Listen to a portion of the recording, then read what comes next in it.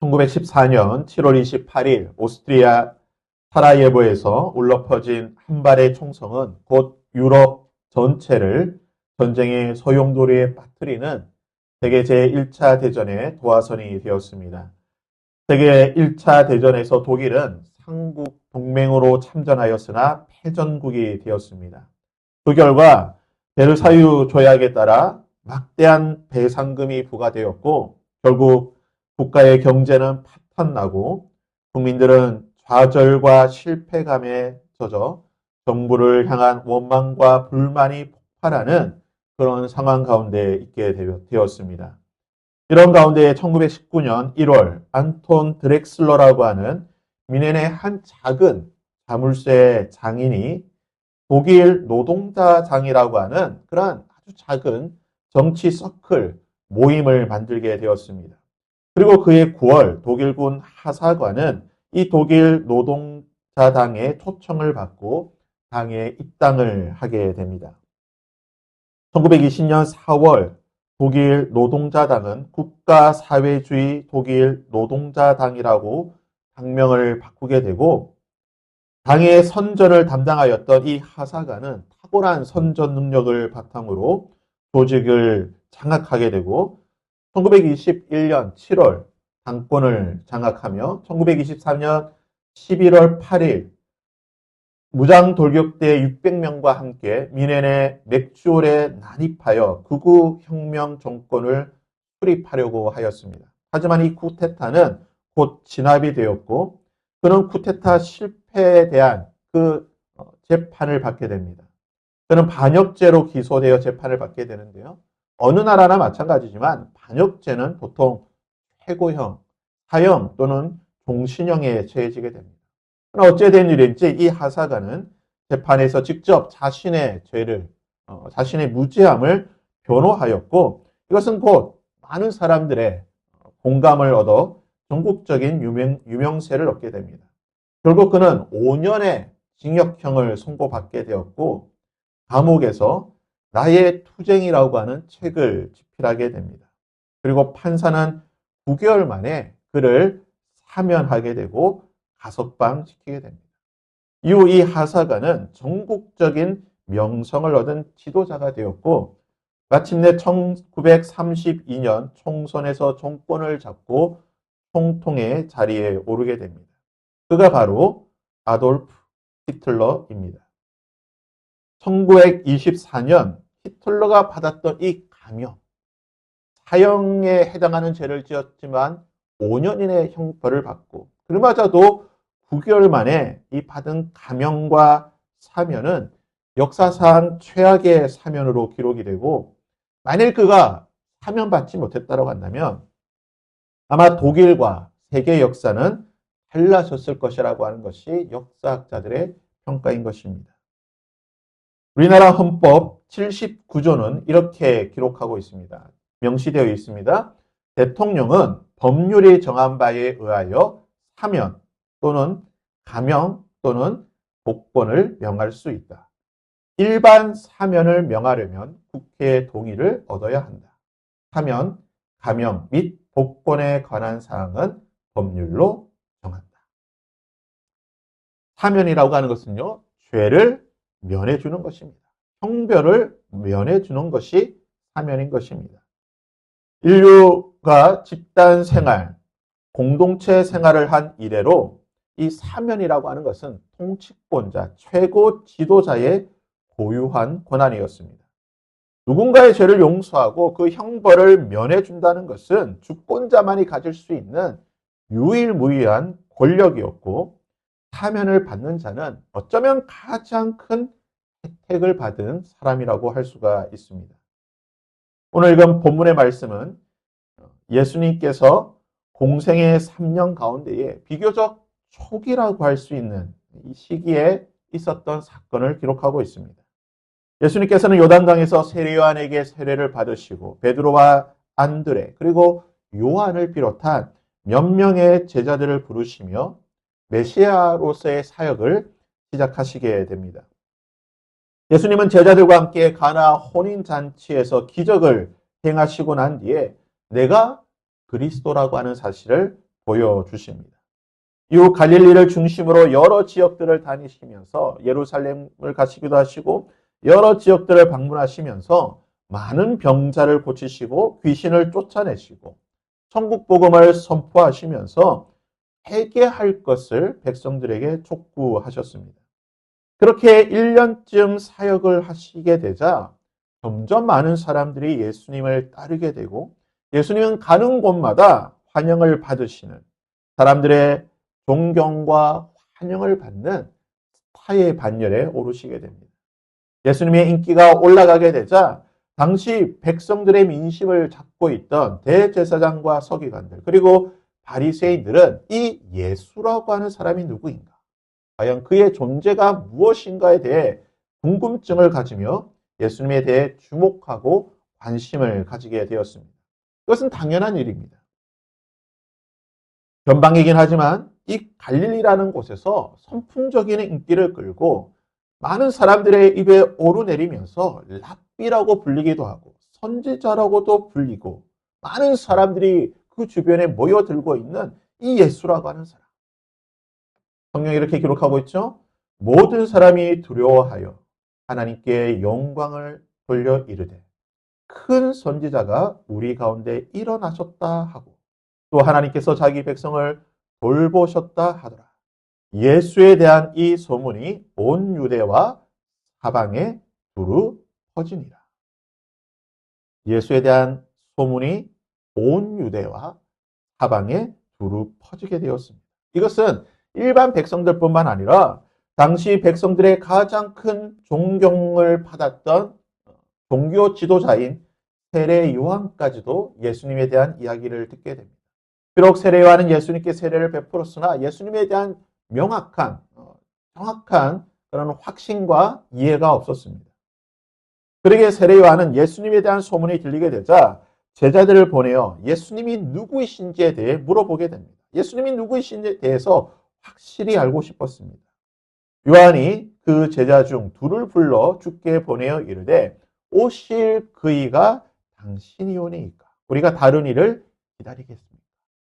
당신이 오신다고 약속하신 메시아이십니까? 아니면 우리가 다른 사람을 기다려야 합니까? 라고 물어보게 됩니다. 세례 요한의 이 질문에 대해 예수님은 이렇게 대답을 하십니다. 예수께서 대답하여 이르시되 너희는 가서 보고 들은 것을 요한에게 알리되 맹인이 보며 못 걷는 사람이 걸으며 나병 환자가 깨끗함을 받으며 기먹은 사람이 들으며 죽은 자가 살아나며 가난한 자에게 복음이 전파된다 하라. 누구든지 나로 말미암아 실족하지 아니하는 자는 복이 있도다. 예수님은 자기를 통해 하나님의 나라가 임하셨다라고 하는 사실을 선포하시면서 그 증거가 무엇이냐? 맹인이 보고 못 걷는 자가 걸으며 나병 환자가 깨끗함을 받고 귀신이 쫓겨나고 기먹은 자가 듣게 되고 죽은 자가 살아나는 가난한 자의 복음이 전파되는 하나님의 구원이 선포되고 구원을 경험하게 되는 일이 일어나고 있다라고 말씀하셨습니다. 그리고 나서 이 한마디를 덧붙이시는데요. 인자는 와서 먹고 마시매 너희 말이 보라 먹기를 탐하고 포도주를 즐기는 사람이요 세리와 죄인의 친구로다. 너희들이 나에 대해서 세리와 죄인의 친구라고 말하는데 내가 그들의 친구다. 나는 세리와 죄인들의 친구로서 너희와 함께하는 자들이라고 말씀하셨습니다. 나는 세리와 죄인의 친구다. 손가락질 당하고 조롱받고 기피 당하는 왕따 당하는 소외당하고 철저히 버림받고 배제받은 그러한 사람들 어디서든지 환영받지 못하는 자들의 친구다라고 예수님은 말씀하시게 됩니다. 이 예수님의 말씀은 당시 사람들 일반 백성들뿐만 아니라 세리와 죄인들에게는 큰 충격과 도전이 되었습니다. 오실 그이라고 불리는 그분, 메시아라고 그리스도라고 또는 랍비요 큰 선지자라고 불리는 그분께서 우리 같은 죄인, 버림받고 소외당하고 누구에게도 환영받지 못하는 우리 같은 죄인, 나와 같은 죄인의 친구가 되시다니 나도 어쩌면 그 예수님의 친구로서 예수님을 만나고 예수님과 함께 할 수 있는 기회가 있을 수 있겠구나라고 하는 그런 희망과 기대를 세리와 죄인들은 가지게 되었을 것입니다. 그리고 이 기대감을 가진 한 여성이 예수님을 만나게 되는 것입니다. 36절 말씀은 이렇게 시작합니다. 한 바리새인이 예수께 자기와 함께 잡수시기를 청하니 이에 바리새인의 집에 들어가 앉으실 때에 이 한 바리새인은 갈릴리에 살고 있던 바리새인이었습니다. 그리고 예수님은 그의 이름을 알고 계셨습니다. 예수님은 그를 시몬이라고 부르십니다. 갈릴리에 살고 있던 이 바리새인 시몬. 그는 누구보다도 예수님에 대한 이야기를 많이 알고 있었을 것입니다. 그도 그럴 것이 그가 살고 있던 갈릴리. 그것은 바로 예수님께서 주로 활동하셨던 곳입니다. 그는 어쩌면 예수님께서 처음 사역을 시작하시면서 하셨던 어떻게 보면 예수님의 그 초반 그 사역의 시작에 예수님에 대한 그 이야기들을 많이 들었을 것입니다. 그가 직접 예수님의 말씀과 기적을 보고 들었는지는 알 수는 없습니다. 성경은 그 부분을 기록하진 않지만 적어도 예수라고 하는 존재에 대해서 그리고 그가 어떤 일을 지금 하고 있는지에 대해서는 충분히 인식하고 있었을 것입니다. 많은 병자들을 고치고 귀신들을 쫓아내고 사람들이 랍비라, 선지자라, 메시아라고 부르는 사람. 과연 그 예수, 나와 같은 이 근방에 있는 그 예수라고 하는 사람이 과연 소문대로 메시아인가? 소문 속의 선지자인가? 저는 그 사실이 궁금했던 것입니다. 그렇다고 한다면 이런 궁금증이 있으면 어떻게 하는 것이 가장 손쉬운 방법일까요? 예수님을 직접 만나러 가면 되는 거예요. 예수님께서 갈릴리에서 사역하시니까 비록 갈릴리 이곳저곳을 두루 다니시기는 하시겠지만 같은 갈릴리 지역이 있기 때문에 그가 예수님을 찾으러 가면 되는 겁니다. 예수님을 만나러 가면 돼요. 병자를 고치시고 계시는 그 현장에 천국 복음을 선포하시는 그 현장에 직접 가서 보고 들으면 되는 것입니다. 그 현장을 보고 본인이 판단하면 되는 거예요. 하지만 시몬은 가지 않습니다. 대신 그가 한 일이 무엇입니까? 예수께서 자기와 함께 잡수시기를 청하니 예수님을 자기가 있는 곳으로 모시는 겁니다. 초청을 한 것이죠. 자기가 있는 곳으로 오게 만드는 것이었습니다. 시몬의 이러한 태도는 7장 1절에 기록된 한 사건과는 한 인물과는 정반대의 모습을 보여줍니다. 누가복음 7장이 시간의 순서대로 기록되어 있다고 한다면 시몬이 예수님을 초대하기 전에 가버나움이라는 곳에 주둔해 있던 백부장의 이 사건이 먼저 있었던 사건입니다. 로마의 백부장. 그의 이름은 성경은 기록하지 않지만 그는 백부장으로서 이방인이었고 그도 가버나움, 이 갈릴리 인근에 있었던 사람입니다. 그 역시 예수님에 대한 많은 이야기들, 그 소문을 들었습니다. 병자를 고치시는 죽은 자도 살리기까지 하는 이 예수님에 대한 소문을 그도 들었습니다. 그리고 이 백부장에게는요, 병든 하인이 있었습니다. 당시 노예 하인은 그냥 재산 목록입니다. 물건에 지나지 않습니다.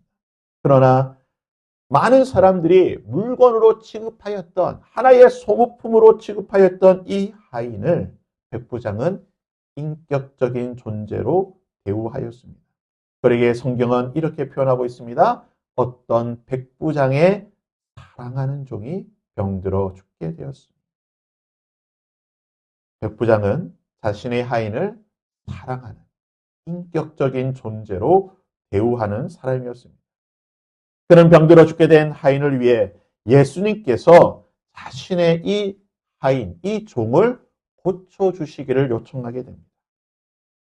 예수님의 이 요청을 들은, 백부장의 요청을 들은 예수님께서는 인근에 있던 이 가버나움으로 가시기 위해 출발하시게 됩니다.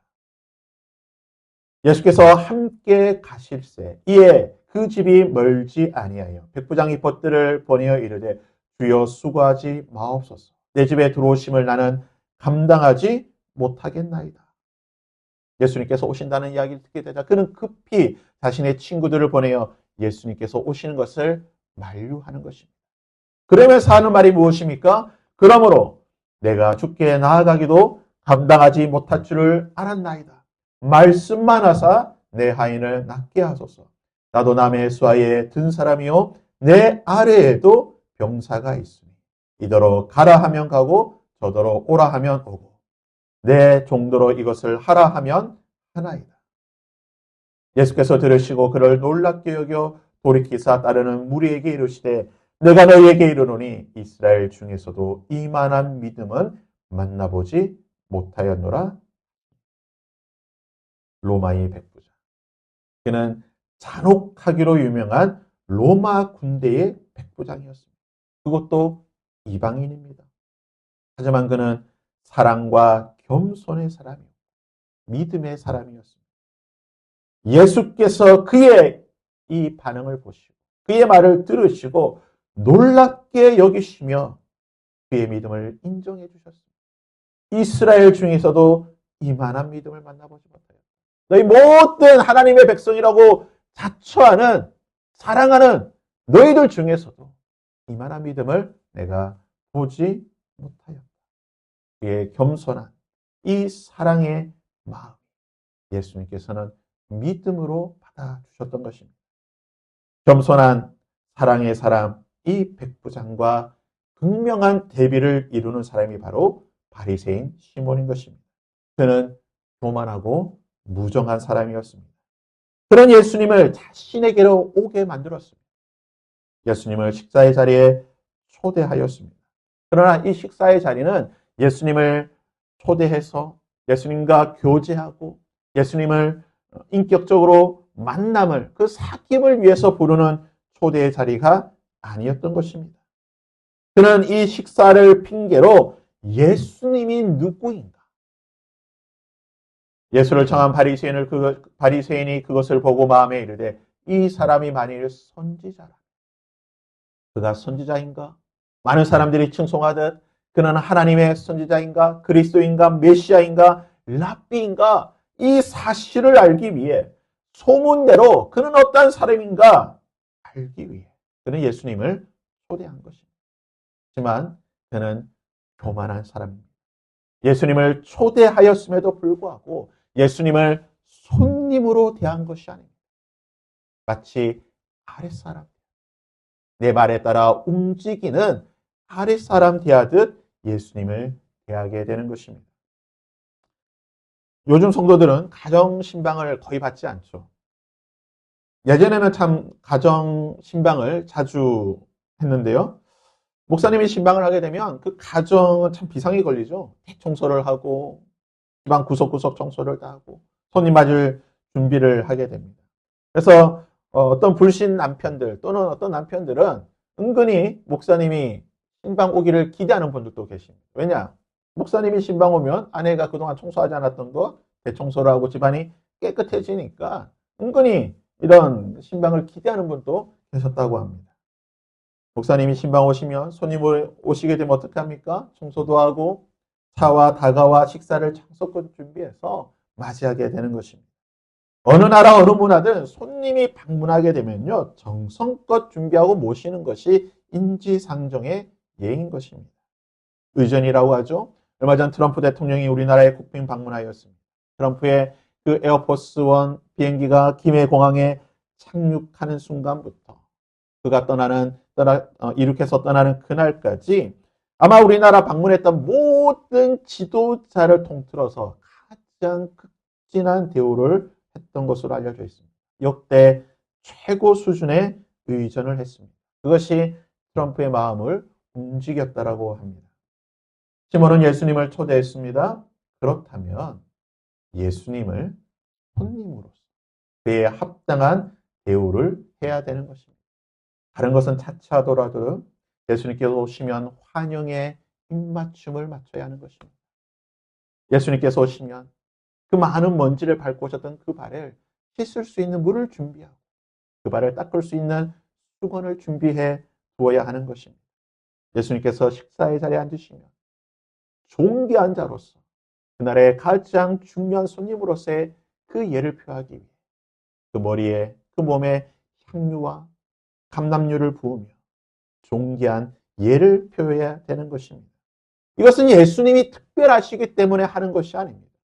당시 일반적인 손님을 맞이하는 관례적인 모습인 것입니다. 어느 손님이 오든 그러한 것을 행하는 것이 일반적인 모습인 것입니다. 보편적인 예우의 모습입니다. 하지만 바리새인 시몬, 그는 예수님께서 자신에게 손님으로 오셨죠. 그가 예수님을 손님으로 초대하였지만 교만한 시몬은 무엇을 행하였습니까? 예수님의 말씀입니다. 내가 내 집에 들어올 때에 너는 내게 발 씻을 물도 주지 아니하였다라고 말씀하셨습니다. 너는 내게 입맛 주지도 아니하였다. 환영의 인사도 하지 않았다라고 예수님이 말씀하셨습니다. 너는 내게 내 머리에 감람유도 붓지 아니하였다. 나에게 존경의 표를 표하지 않았다라고 예수님이 말씀하신 것입니다. 예수님에 대한 소문, 메시아라고 그리고 그리스도라고 불리며 많은 사람들을 고치는 이 예수님의 소문을 듣고 그 예수님을 초대하였던 교만한 바리새인 시몬, 그와 정반대의 사람이 예수님 앞으로 나아가고 있습니다. 성경은 누가는 이 사람에 대해 이렇게 표현을 하고 있습니다. 37절 말씀인데요. 그 동네에 죄를 지은 한 여자가 있어 예수께서 바리새인의 집에 앉아 계심을 알고 향유 담은 옥합을 가지고 와서 그녀는 바리새인 시몬과 한 동네에 살고 있던 여인이었습니다. 시몬은 바리새인으로 마을 사람들의 신임과 존경과 인정을 받은 사람이었지만 그녀는 죄를 지은 여인입니다. 그녀가 어떤 죄를 지었는지 기록은 하지 않습니다. 하지만 죄를 지었다라고 하는 이 히브리어 표현은, 이 헬라어적인 표현은 관용적인 표현으로서 특별히 성적인 범죄를 하였다. 부정적인 여인을 표현할 때 이 표현을 쓰게 됩니다. 그래서 현대 주석가들은 아마 그녀가 마을이나 그 주변에서 가장 유명한 창녀였을 것이다. 아니면 적어도 마을 모든 사람들이 알만한 성적인 범죄를 지은 여인이었다라고 주석을 하고 있습니다. 그녀는 사회적으로 마을에서 철저히 버려진 배제된 여인입니다. 형체는 갖고 있으나 모든 사람이 투명인간 취급하였던 타락한 욕망에 비틀거리던 남자들 외에는 누구도 관심을 가지지 않고 가까이 하지 않았던 여인입니다. 성욕을 배설하기 위해 잠시 말을 썬 것 외에는 그 누구도 그녀와 말하기를 원치 않았던 거절당하는 인생, 거절받은 삶이 바로 그녀의 삶이었습니다. 하지만 그런 그녀에게 한 소문이 들리게 됩니다. 그 소문을 누구에게서 듣는지 알 수는 없죠. 그녀를 만나기 위해 찾아온 그런 남성들에게 들었는지 또는 자신을 손가락질하며 수군거리고 있는 마을의 여인들이 하는 그 소리를 들었는지 알 수는 없지만 그녀 귀에도 갈릴리에 많은 병자를 고치고 기적을 행하는 메시아라고 불리는 한 사람이 있는데 그가 스스로 말하기를 나는 세리와 죄인의 친구라고 말합니다. 가난한 자들과 소외된 자들과 함께하는 분이 계시다. 이 말을 듣는 순간 그녀에게도 호기심이 생겼을 것입니다. 과연 예수라고 하는 분이 누구인가? 도대체 누구이기에 세리와 죄인의 친구라고 불리며 그들과 함께하기를 즐겨하는 분인가? 모든 사람이 기피하고 우리 마을의 모든 사람이 외면하는 나 같은 사람도 예수님이 함께하실까? 나 같은 사람도 예수라고 하는 그 사람의 얼굴을 보며 그의 목소리를 들을 수 있을까? 만일 나에게 그러한 기회가 찾아온다고 한다. 그를 만날 수 있는 기회가 온다고 한다. 먼 발치에서라도 내가 그를 보기를 원한다라고 하는 아마 그러한 소원, 그러한 열망이 그녀에게 있었을 것입니다. 그리고 그녀에게 천금 같은 단 한 번의 기회가 찾아왔습니다. 바로 그녀가 살고 있는 그 마을에 가장 존경받는 바리새인 집에 예수님께서 오신다는 이야기입니다. 어쩌면 이 기회는 그녀가 그녀 인생에 가질 수 있는 유일한 한 번의 처음이자 마지막 기회일 것입니다.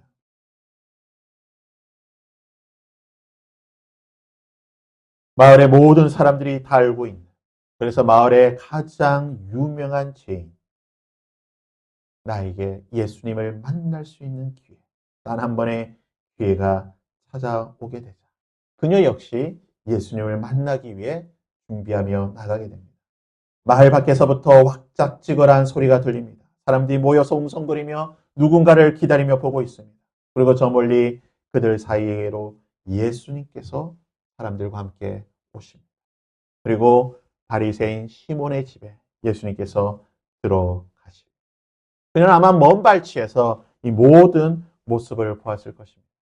집을 둘러싸고 있는 수많은 사람들의 인파 때문에 잘 보이지는 않았겠지만 발꿈치를 들며 어떻게 예수님께서 그 집에 들어가시고 그리고 식탁의 자리에 앉으시는 것까지 그녀는 보게 됩니다.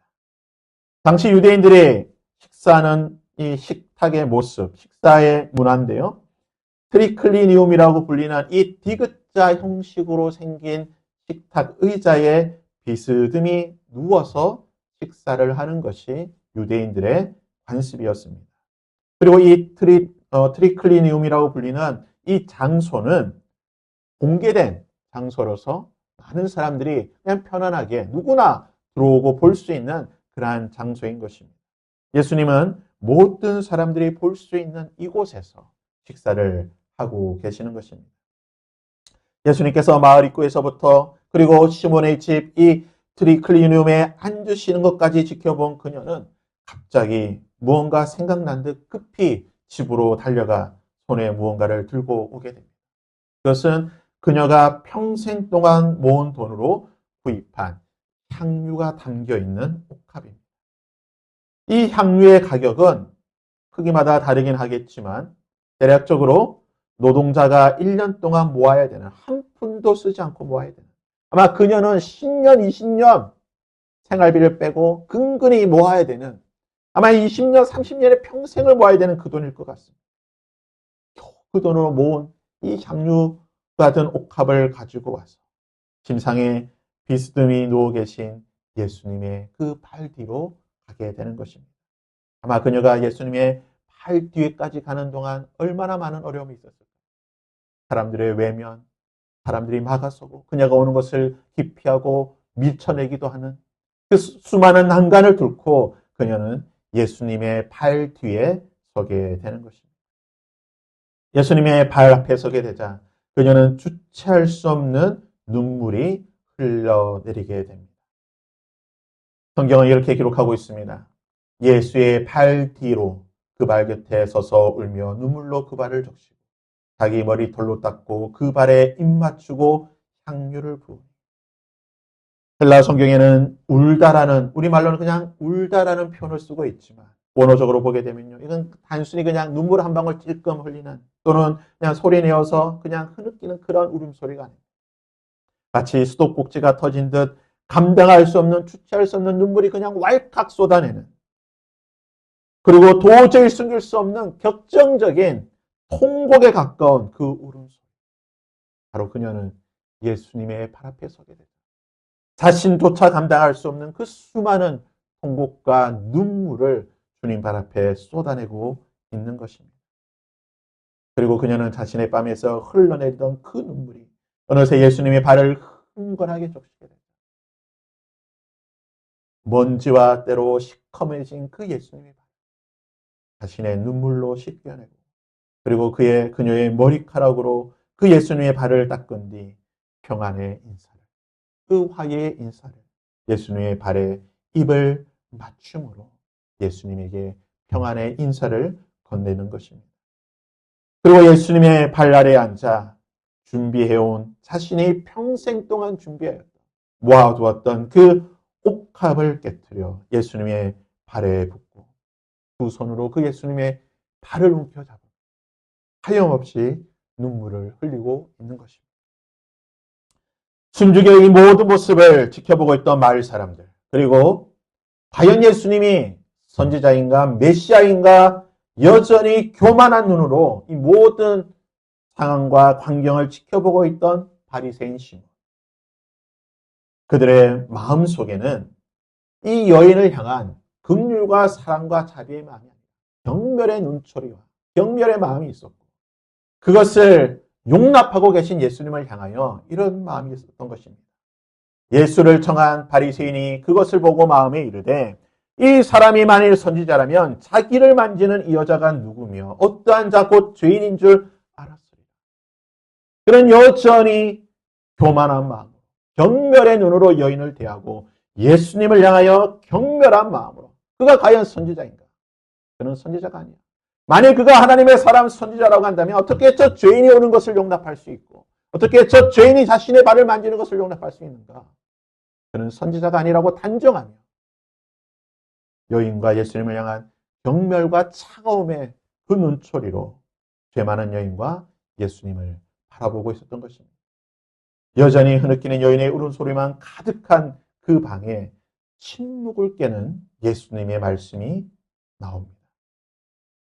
이르되 빚주는 사람에게 빚진 자 둘이 있어 하나는 500데나리온 줬고 하나는 50데나리온 줬는데 갚을 것이 없으므로 둘 다 탕감하여 주었으니 둘 중에 누가 그를 더 사랑하겠느냐. 예수님은 참된 사랑과 감사가 무엇인지에 대해 말씀하고 계셨습니다. 예수님께서는 그동안 많은 기적을 베푸시고 하나님 말씀을 통해 참된 하나님의 사랑이 무엇이고 그 사랑의 가치가 무엇인지에 대해서 예수님은 말씀해 주셨습니다. 그것은 바로 하나님의 그 사랑을 통한 하나님께서 사죄의 은총, 용서의 은총을 베푸시는 그 사랑을 통해 하나님 앞에 나아가며 하나님 앞에 사죄의 은총을 경험하고 고백하고 감사하는 것이 예수 그리스도의 가장 중요한 사역이라는 것입니다. 내가 비록 너희들의 병을 고치며 너희들에게 귀신을 쫓아내고 너희들에게 많은 기적을 베푸는 것이나 이것이 너희들의 기쁨의 감사의 제목이 아니고 즐거움이 아니라 이것을 통해 너희들이 하나님의 사랑을 깨닫게 되고 너희들의 모든 죄와 모든 잘못에 대해 용서하여 주시는 사죄의 은총을 베풀어 주시는 그 사랑을 기억하고 주께로 하나님께로 돌이키는 것이 너희들에게 가장 필요한 하나님의 은혜라고 말씀하고 계시는 것입니다.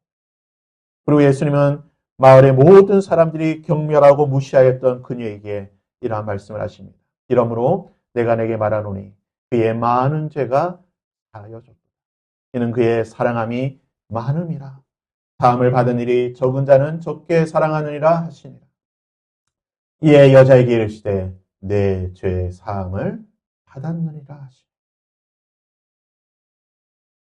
그 앞에 자신의 모든 것을 드리며 주의 은혜를 구하였던 그녀에게 예수님은 내 죄 사함을 받았다라고 하는 가장 큰 사랑을 베풀어 주셨습니다.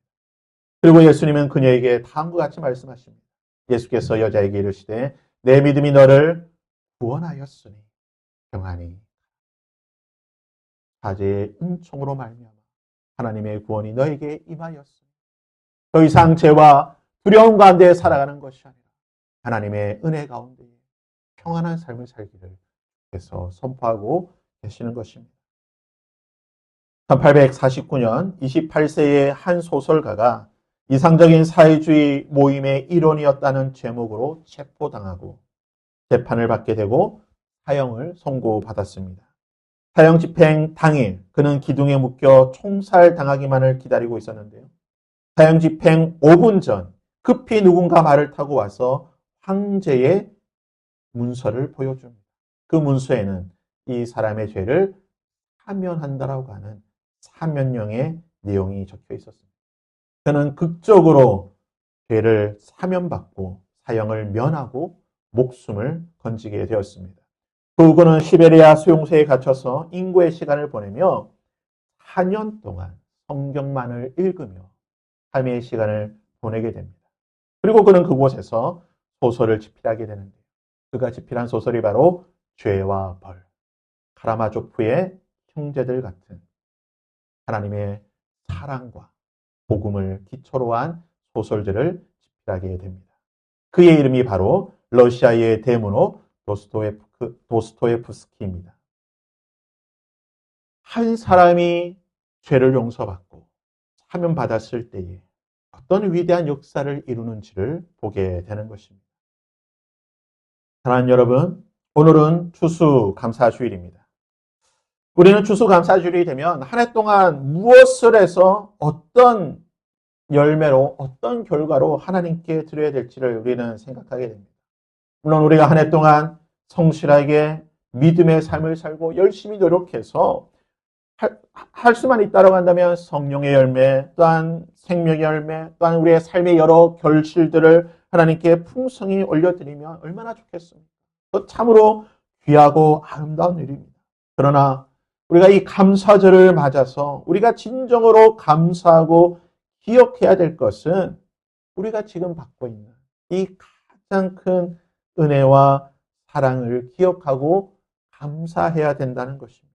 그것은 바로 예수 그리스도의 십자가로 인해 받은 이 사죄의 은총, 용서의 사랑을 기억해야 된다는 것입니다. 우리가 이 은혜에 대해서, 이 사랑에 대해서 감사하지 아니하고 다른 것으로 감사하고만 있다고 한다면 그것은 변죽만을 울리는 그러한 감사가 될 것입니다. 바리새인 시몬, 그는 예수님에 대해 어떠한 감사의 마음도 없었습니다. 그는 교만하였고 자기의 것을 예수님께 드리지도 않았고 그것을 거절하였습니다. 그러나 누구보다도 겸손하였던 죄를 지은 그 여인은 가장 겸손한 마음, 가장 겸손한 모습으로 자신의 모든 것을 예수님께 드렸던 것입니다. 시몬은 자신이 빚이 없다라고 여겼기에 어떠한 감사를 할 필요가 없다라고 생각했을 것입니다. 그러나 죄를 지은 그 여인은 자신이 500데나리온 빚진 자임을 철저히 알았기에 예수님의 발 아래 앉아 눈물과 향유로 감사를 드리게 된 것입니다. 사랑과 감사라고 하는 것은 내가 받은 용서의 크기에 비례하는 것입니다. 혹시 오늘 우리가 주님께 드릴 예물이 없습니까? 나의 지난 삶을 돌아봤을 때 내가 주님께 드릴 무언가가 없는 그런 빈손의 모습으로 우리가 주님 앞에 서 있는 것 같습니다. 그래서 내 손에는 비어있고 나이가 드릴 그 바구니는 비어있는 것 같이 부족한 것 같이 느껴지고 계십니까? 비록 내 손에 어떤 물질의 풍성함 또는 감사의 바구니가 비어있다 할지라도 비어있는 나의 이 두 손과 나의 바구니에 화제의 은총, 용서의 사랑에 대한 그 감사를 지을 수 있기를 바랍니다. 그 감사가 있어야 될 줄 믿습니다. 우리가 다른 어떠한 감사를 못한다 할지라도 우리가 날마다 할 수 있는 유일한 감사라가 있다고 한다면 나의 죄가 탕감받았다라고 하는, 나의 죄가 사해졌다라고 하는, 나의 모든 형벌이 면제되었다라고 하는 이 영원한 사면에 대한 감격, 이 감사가 있어야 될 것입니다. 바라기는요, 항상 우리의 손 가운데 그리고 나의 영혼의 바구니에 이 감사의 열매가 있기를 바랍니다. 나의 죄를 용서하여 주신 그 예수 그리스도의 구속의 사랑, 그 희생에 대해 항상 감사함으로 나의 모든 것을 주께 드릴 수 있는 저와 여러분이 될 수 있기를 주님의 이름으로 부탁드립니다.